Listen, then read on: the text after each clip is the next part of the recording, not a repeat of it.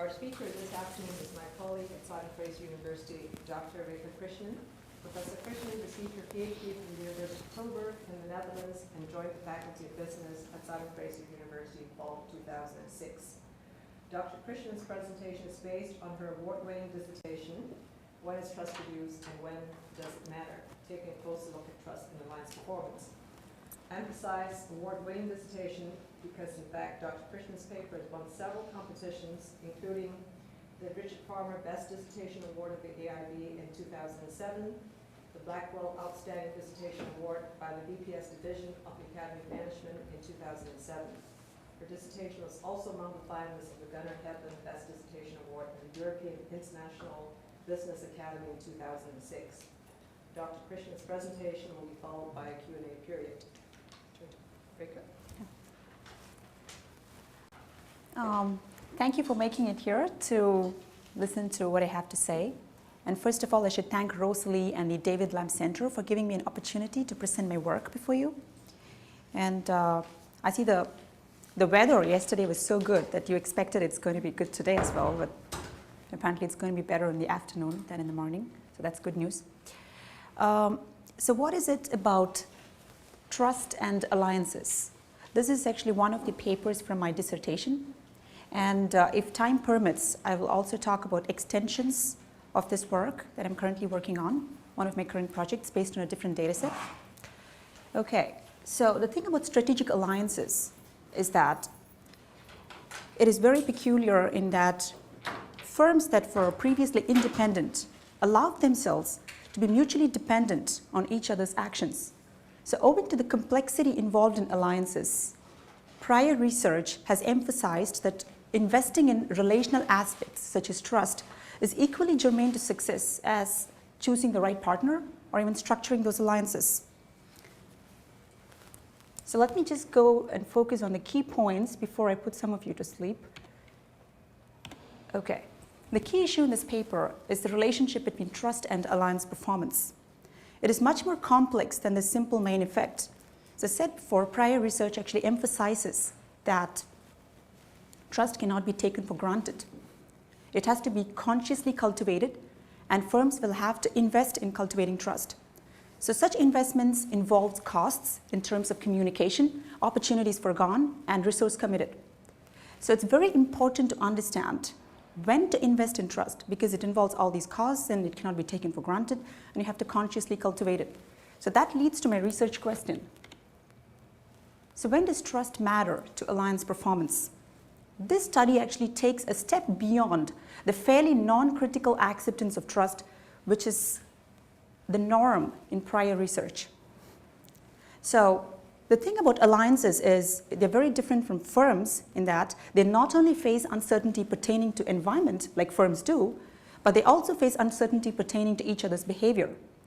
So the purpose of this paper is to understand whether the type of uncertainty conditions the relationship between trust and alliance performance. So the hypothesis here is, the general hypothesis is, trust facilitates alliance performance under behavioral uncertainty, and it hinders alliance performance under environmental uncertainty. So the key constructs are alliance performance, behavioral, and environmental uncertainties. There are two variables that capture behavioral uncertainty, that is interdependence between partners and the presence of inter-partner competition. Okay? The thing is, these are not behavioral uncertainty themselves. It's not that they directly capture behavioral uncertainty, but the potential for behavioral uncertainty increases in these kinds of alliances. And with environmental uncertainty, there are two variables that capture environmental uncertainty, which is environmental instability and environmental unpredictability. I'll talk more about these variables in detail in a minute. So where does the data come from? The data comes from a survey sample of 126 international strategic alliances based in India.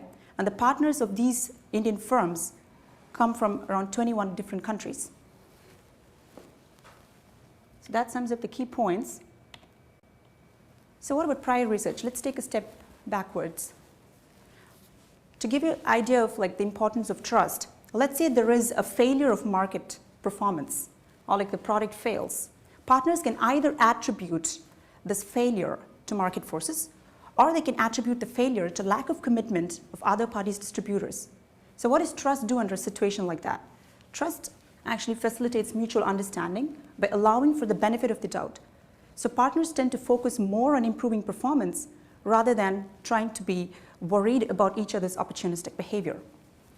So this takes us to the first hypothesis, which is trust is positively related to alliance performance. So now you might be wondering, what's so new in this? We've seen this over and over again. Yes, you've seen this over and over again, but this is the base or the foundation on which the rest of the hypothesis actually rest.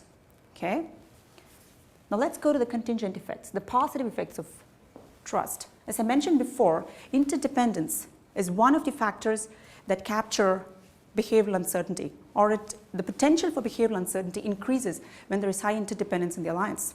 So interdependence involves coordination by mutual adjustment, and not only that, it also introduces difficulty in discerning intertwined partner contributions because there is high interdependence and the need for coordination also increases.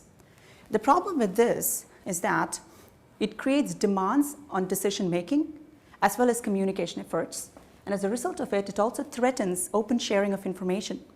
So this is where trust comes to play. Trust under such situations actually brings about mutual understanding between partners and alleviates the apprehension over sharing knowledge with each other. And it also allows partners to be aware of each other's procedures, because the more and more partners know about each other and share information, and the reliability and predictability that is characteristic of trust allows partners to also understand each other's procedures in addition to allowing them to share each other's proprietary information.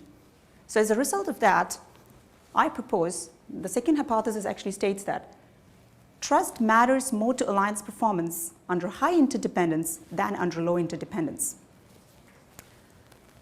Now going to the next hypothesis, this focuses on the second variable that taps into behavioral uncertainty, which is interpartner competition. So what happens under interpartner competition? That is, these are partners that probably belong to the same industry and they are competitors. These are probably horizontal alliances. And under such situations, it always introduces fear of appropriation of knowledge. So when there is fear of appropriation of knowledge, it detracts partners from fully contributing to the alliance and also stops them from attaining synergistic benefits, which is the very purpose of forming the alliance. So what happens when trust is present? What trust actually does is it actually prevents partners from exploiting each other's vulnerabilities and provides partners the confidence that one will not exploit the vulnerability of the other. So as a result of this, they would actually respect each other's boundary of each other's proprietary knowledge, and at the same time also contribute enough knowledge that would bring about synergistic benefits. So as a result of that, I expect that trust matters more to alliance performance under high interpartner competition than under low interpartner competition. So now we have seen all the positive effects of trust. That is, when does trust help more as opposed to less? So now comes the dark side, which is environmental uncertainty. So what happens under environmental uncertainty? So let's look at the characteristic of environmental uncertainty. Uncertainty requires significant scanning of the environment for accurate and reliable information. But there is also a problem here. Although the need is present, just because there is information unfamiliarity and information overload, it introduces biases in decision making. There's potential for bringing about errors or making errors in decision making when there is high environmental uncertainty. So what is it about trust and environmental uncertainty? Prior research has begun accepting the heuristic quality of trust. So trust, by allowing partners or making partners accustomed to relying on each other without doubt, the problem that brings about is they tend to rely on each other's knowledge of the environment when they scan the environment for threats and opportunities facing the alliance, and they don't pay enough attention to the completeness and the veracity of the information obtained from the partners. So there is an incomplete information search here. So trust encourages partners to reduce redundancies in the search process and engage in specialized search. So what is specialized search? Specialized search it's not very uncommon in international alliances to observe the foreign partner scanning the environment for changes in technology or changes in international competitive landscape. And the local partner would probably scan the environment for local regulatory changes or changes in the local market or local demand. So then we have a specialized search going on. So what's the problem with specialized search?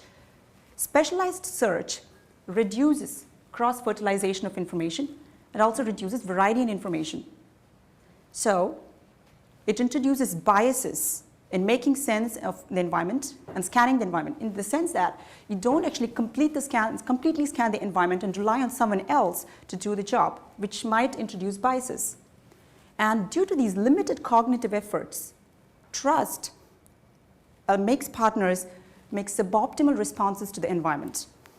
And even worse, trust can introduce strategic blindness, where a partner might resist disturbing an existing relationship because they've invested so much into it. They may not want to get out of the relationship even when it's high time that they got out of the relationship. And as a result of this, they don't respond at all. Leave alone suboptimal responses, they probably don't even respond.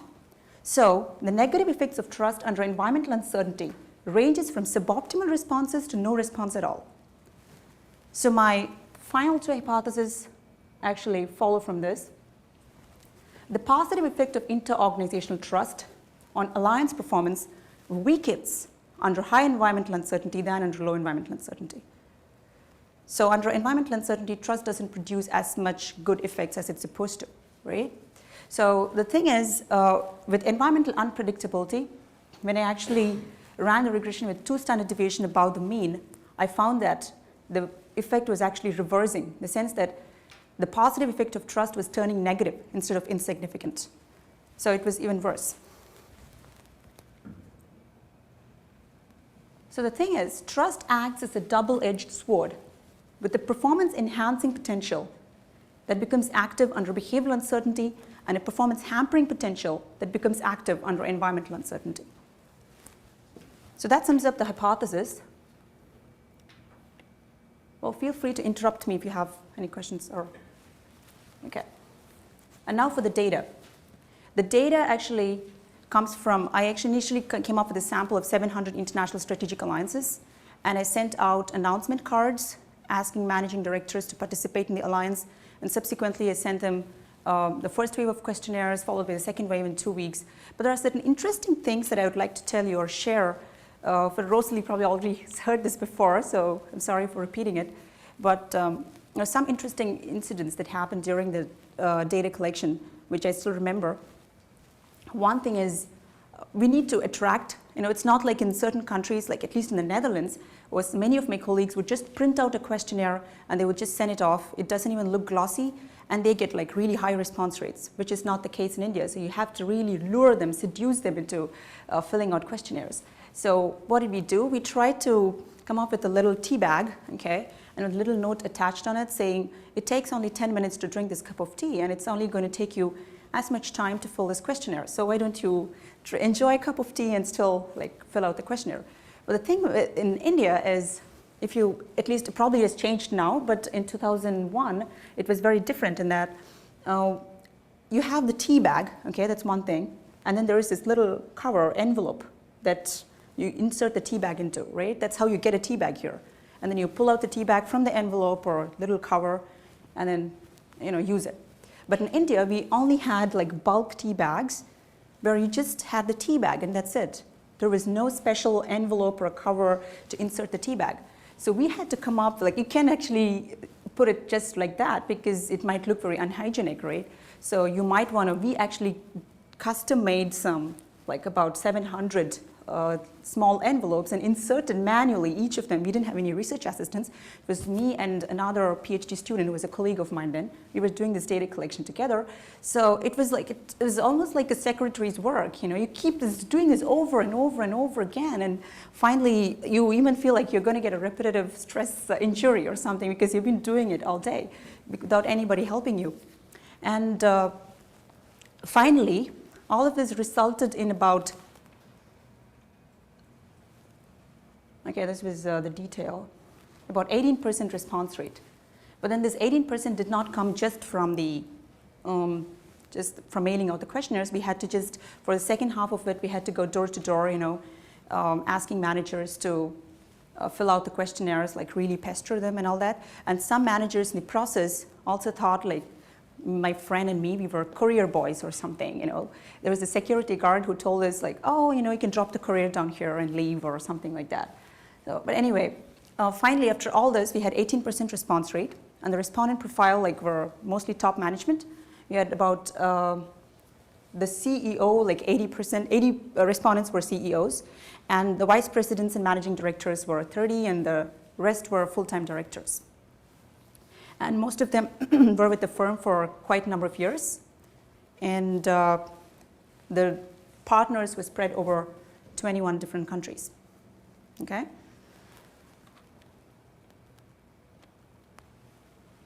Well, of course, when you have surveys, you always have the issue of common method bias, really staring back at you. So we actually took quite a number of measures. I'm not going to go into each of those. If you're interested, you can ask me questions on those. We actually took up certain procedural remedies, like the way you would draft a questionnaire, or the way you would position each questions in a questionnaire. And then we went into statistical remedies, which would involve statistical tests. And well, the 126, are these 126 unique companies? I mean, because your unit of analysis was ISA, so presumably there could be several ISA with one company? No, this is one company, one alliance per company. I see. So otherwise I would have done HLM kind of, yeah, that's valid. So we did several of these tests, because initially we had only some procedural remedies and just the Harbour's one-factor test. But when we sent it out for review, the reviewers were not really satisfied with that, and they wanted us to do way more than that. So if you look at this article, we have a page in the appendix which is cluttered with all these different procedural and statistical remedies that I've seen in a lot of other papers getting published in AMJ with survey data, but I don't see all of them having such a big, some people just do a Harman's one-factor test or something like that, but they asked us to do all of this and finally ended up doing all. And then non-response bias, which could be a big concern. So we actually did some t-tests on difference in mean, and then finally found out whether the group of respondents were different from the group of non-respondents. We also did this for early and late respondents and found that that it was not very significantly different, at least on certain objective variables where we could get data. So apparently it looks like response bias was not a big problem in the data set. Well, now looking at the variables, how did I measure each of these variables? Going to alliance performance, of course, I'm not very happy with the way I measure alliance performance. If I were to do it today, I would probably go with a complex measurement, look at objectives attained and financial measures and also subjective measures. But here we just have 5 Likert scale items, and they measure whether the local partner is satisfied with the performance, whether the local partner feels that the alliance has attained its objectives, and the local partner also speaks for the foreign partner. Of course, I would go ahead and safely cite Geringer and Herbert, who said the local partner can always easily reflect the foreign partner's satisfaction with the alliance performance. So they said when the local partner rated the alliance performance is very high, and the foreign partner also rated it as high, because there was a high correlation between the way the local partner and the foreign partner rated the alliance. So I can actually go and safely cite them, but if I were to do a study again in the future, I would try to at least make sure that I get data on alliance performance from both partners and also from multiple respondents, and also have a number of other items and make it quite a complex measure rather than making it this simple. Well, anyway, the reliability was pretty high. The Cronbach's alpha was 0.90, and conversion validity was also pretty high. Well, going to the independent variables, starting with trust. Trust actually captures the reliability, predictability, and fairness dimensions of trust. And here also I also had Likert type scale items for this measure, and I had about 5 items to measure trust. And the Cronbach's alpha was 0.85, which is pretty high. And convergent validity was attained as well. Well, for interdependence, I went back to literature, and Gulati actually did a bit of a service by trying to review extant literature and coming up with several strategic rationales for forming an alliance. Okay? And he actually categorized it based on Thomson 1967's different interdependence measures, like the sequential. He actually placed some of those strategic rationales under sequential interdependence, some of them under pooled, and some of them under reciprocal interdependence. So I used that to measure interdependence, and then finally created a composite index. This is the weighted average of all these different strategic rationales, and I gave ordinal weights. I gave more weightage to reciprocal interdependence because it involves more interdependence according to literature, and a weightage of 2 to sequential interdependence, and a weightage of 1 to pooled interdependence. Of course, this has its own problems. And finally, I also tried to run a simple average of this, and in order to reduce the variance created by the weights, I also tried to normalize the weights later on. But the results that I present is based on the weighted average of the strategic rationales present in the alliance. And this is interpartner competition. Now, I looked at the SIC codes. Typically, what is done in the literature is they just look at the SIC code, and if partners come from the same SIC code, they would give it a score of 1, saying they're from the same industry, they're likely to be competitors. And they give it a score of 0 if they come from different industries or to have different SIC codes, because they would think that, okay, they are less likely to be competitors. I tried to make it a bit more refined. Here, one is there might be a firm that is in one particular industry, and that is it. That's the only industry the firm operates in, probably. So that is the main industry for this firm because it's not diversified at all. So I tried to look at partners and see whether they were involved in other industries other than the industry of the alliance. Okay? When both partners, if this particular industry where the alliance belonged, if that was the main industry for both the partners and they didn't operate in any other industry, there is a very high likelihood that they're going to be competitors. So I gave it a score of 2. And when I saw that partners belonged to the same industry, but either of the partners were operating in other industries as well, then I thought like the competition wouldn't be as intense as it was in the first case. And I gave it a score of 0 when I found that partners, there was no overlap in the partners' industries. They were operating in 2 different industries. This was probably either a unrelated alliance, people from unrelated industries, or some kind of complementary technology. In some cases, it might be a bit on the vertical side.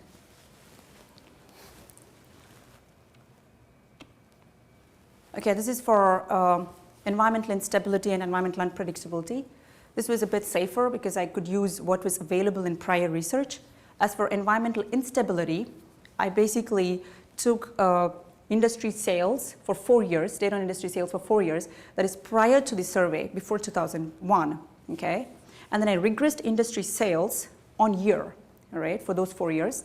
And finally, I used the standard error of the regression slope, and I divided by the mean of industry sales. So this is the typical way of measuring this. So if you want me to go into the details of it, like why would you do this opposed to something else, I won't be able to answer you because I took it directly from prior research and it's a common practice. And for environmental unpredictability, it's a coefficient of alienation that is 1 minus r squared of the regression of industry sales of this on the survey in the survey year on industry sales of 5 preceding years. And then you get an r squared, and then 1 minus r squared would say how unpredictable the industry is. So there is this difference between, theoretical difference at least, between instability and unpredictability. Instability is okay because it was just volatility. You just cannot exactly know what is going to happen in the next quarter, but unpredictability is like total uncertainty. You just don't know what's going to happen at all. Like, okay. Okay, there are a lot of control variables that I have in here, and mostly because they not only correlate with alliance performance, but some of them also correlate with trust. So in order to partial out the variance, I had to control for all these variables. And the position of the respondent, that was not my idea. I didn't want to include position of the respondent in there, but one of the reviewers wanted us to, like position meaning whether the respondent is a CEO or a full-time director or a managing director or something like that. I didn't know why they asked us to include that, but I wouldn't have done it myself. And of course, we had industry dummies. As for the analysis, we used Lizarel for the measurement analysis for convergent validity, or like, a discriminant validity between variables. And I tested the hypothesis using multiple regression analysis. But I also used the Heckman two-stage method to control for endogeneity. That's endogeneity mainly related with whether an alliance is equity or non-equity. Okay, this has no relevance because it was just a control variable, but I ended up doing this because in the first round, when I sent it off, alliance equity was a variable in there and we had a hypothesis based on that. And there were a lot of questions raised on that particular variable, and they brought up all sorts of endogeneity issues. And finally, we dropped that hypothesis and retained equity as just a control. But however, we decided to go ahead and do the Heckman's two-stage technique, which I don't think is too relevant. And as you might see in the paper, it's there in the appendix, and it's not in the main paper. Okay, Cronbach's alpha is pretty high. It ranges from 0.81 to 0.90 for all the variables, which is pretty high. And convergent validity, like you'd see the standardized item loadings, is all greater than 0.5, which is also a good thing. And discriminant validity is attained between all the important constructs, especially trust and information exchange, and trust and performance, and information exchange and performance. So this is so quick, I'm going to the findings now. All the hypotheses were supported. So I would actually go to the figures to give you a better idea of what I found. Okay. So on the x-axis, you find trust, and you find alliance performance on the y-axis. And the blue line is for high interdependence, that is interdependence one standard deviation above the mean.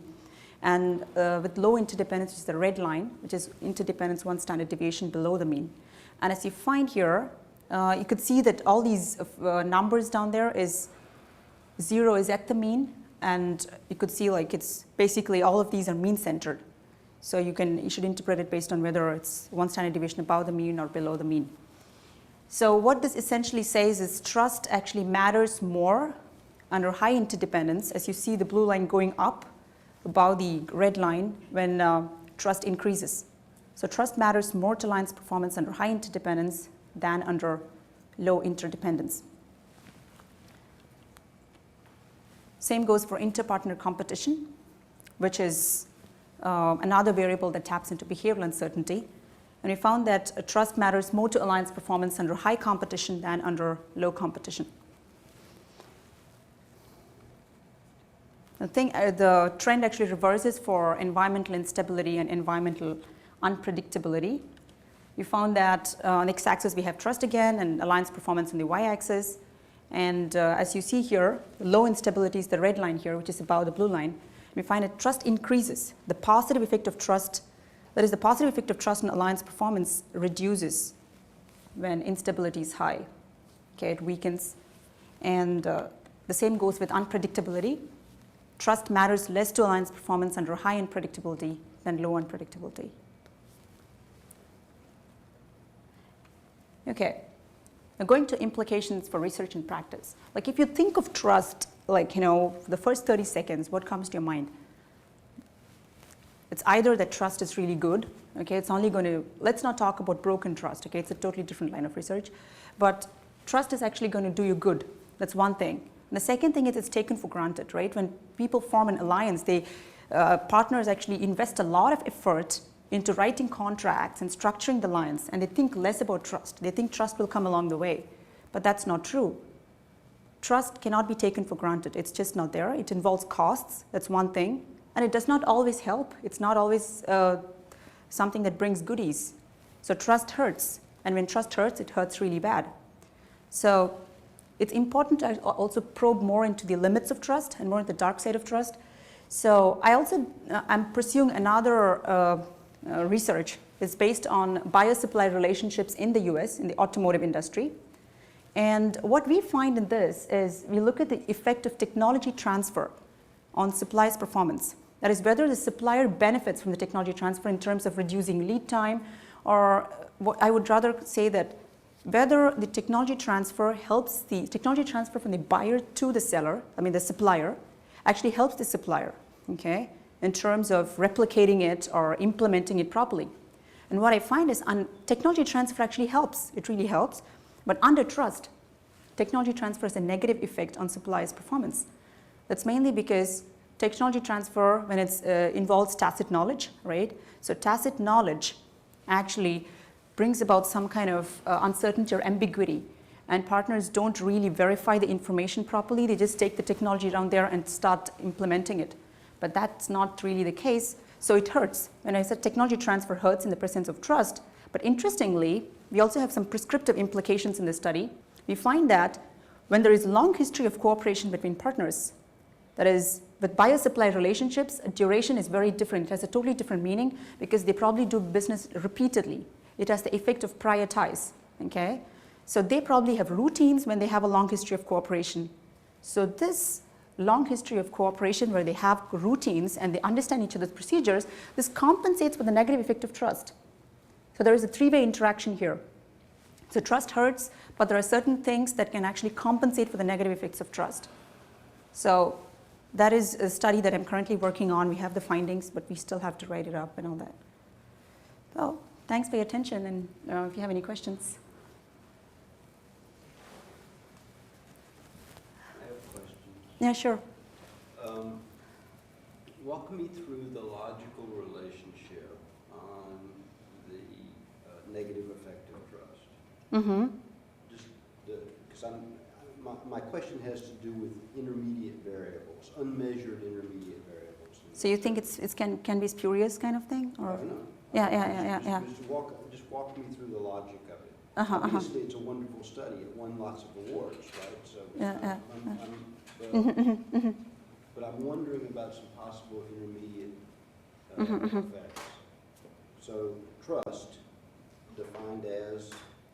Yeah, trust as in, okay, it's allowing oneself to be vulnerable to the other party and hoping that the other party is not going to exploit the vulnerability. Okay, that's basically what trust is. And the good thing is, once you let go of, let your guard off or something like that, okay?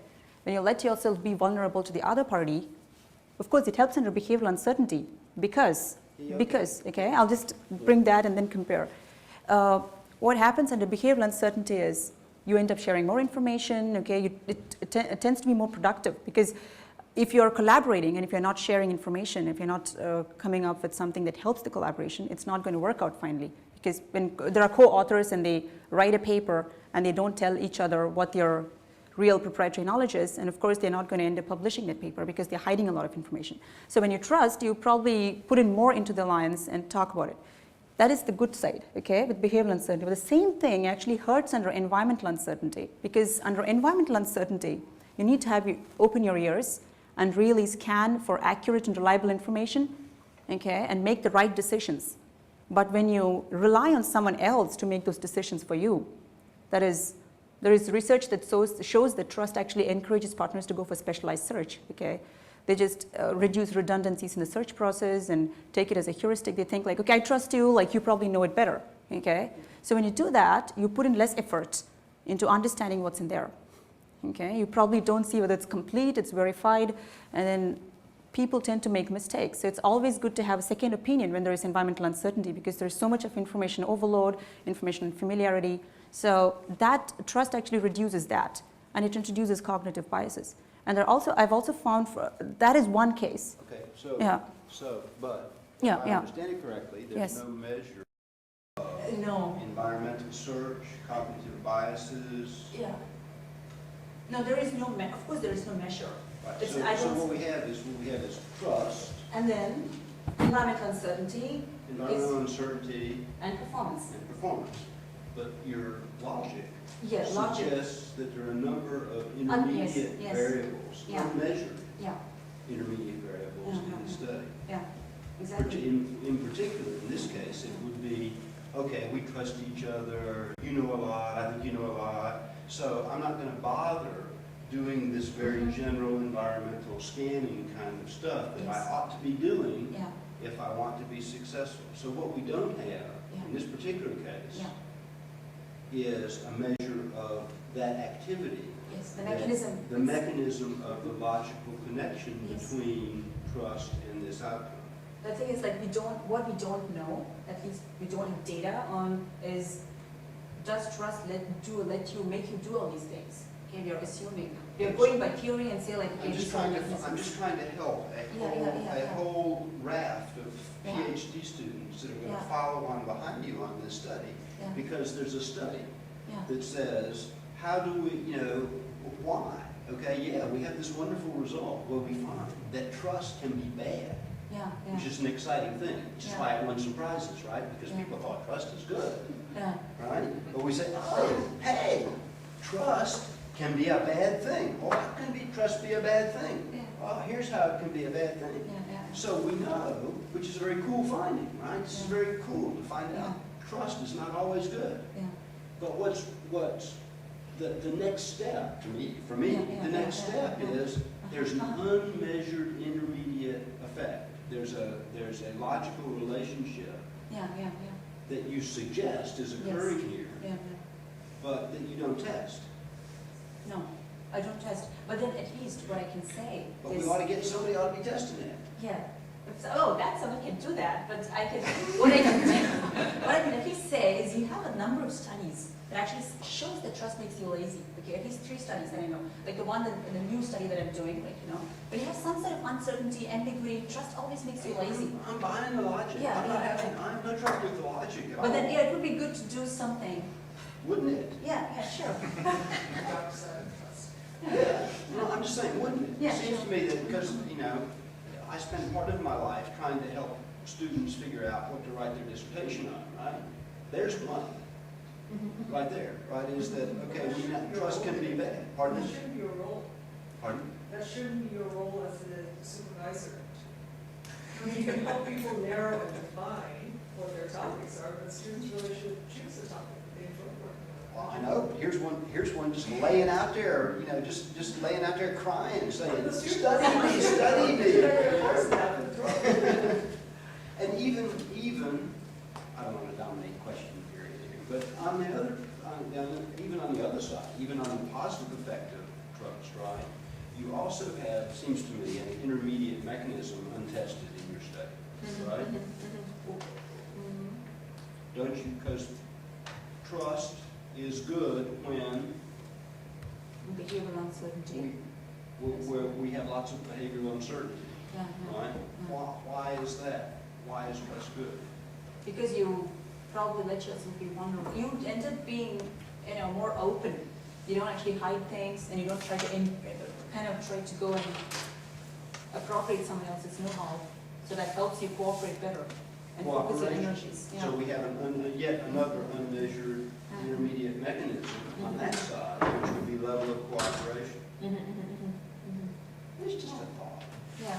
I think the second one, of course, definitely was going there are definitely always studies that use secondary data always end up doing these kind of things, okay? Because it's not, they just end up stretching things too far. You have a mechanism in there and you have like 2 variables. I know. Seems to me there's yeah. lots to be studied Yeah, inside these exactly. black boxes Yeah, that are yeah. inside these, inside this. Yeah, you're right. Yeah. This is probably a bit of an ill-posed question. I'm just going to think out loud, I guess. So, if you have an industry characterized by low instability and low unpredictability, that's probably going to be more of a mature industry. Whereas if you have high unpredictability and high instability, it's going to be a less mature industry. And I'm just wondering that if there are differences in the amount that you have to invest in that relational asset of trust in high versus low. So maybe your negative correlation comes out from the fact that people haven't invested enough in trust in less mature industries.